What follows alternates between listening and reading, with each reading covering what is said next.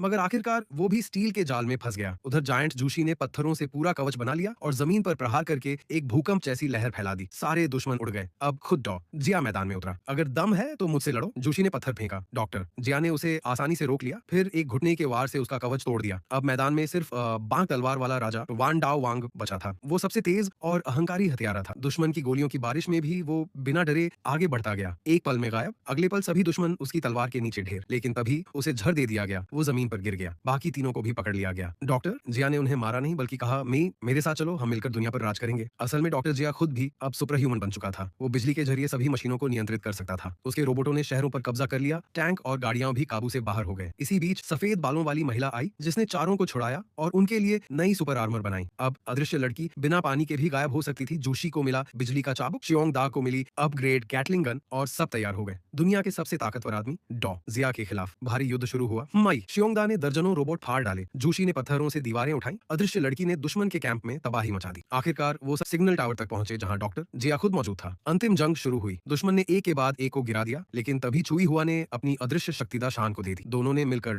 जिया पर मुक्कों और बिजली की बौछार कर दी। जिया को बिजली के चाबुक से बांध दिया गया। नीला राजा आगे बढ़ा, पर डॉक्टर ने खुद को छुड़ाकर सबको एक झटके में हवा में उड़ा दिया। तभी दा शियोंग को होश आया। वो उठा, पर एक मुक्के से फिर बेहोश हो गया। अब नीले राजा ने तुरंत सभी को विमान पर लादकर भाग निकाला। फौज ने सिग्नल टावर पर मिसाइलें दागी, मगर डॉक्टर ने बस एक हाथ हिलाया और सारी मिसाइलें हवा में ही फट गईं। तभी महिला जनरल आई और बोली, अगर तुम चारों अपनी शक्तियां एकजुट कर दो तो हम उसे हरा सकते हैं, पर अगर असफल हुए तो सब मारे जाओगे। चारों ने बिना झिझक के आखिरी दांव लगाया। उन्होंने अपनी सारी ऊर्जा शान को दे दी। एक हरे प्रकाश वाला ऊर्जा गोला बनता गया और अगले ही पल एक भयंकर धमाका हुआ। सिग्नल टावर दो हिस्सों में टूट गया। चारों ओर की इमारतें ढह गईं। आखिरकार न्याय ने बुराई पर जीत हासिल कर ली।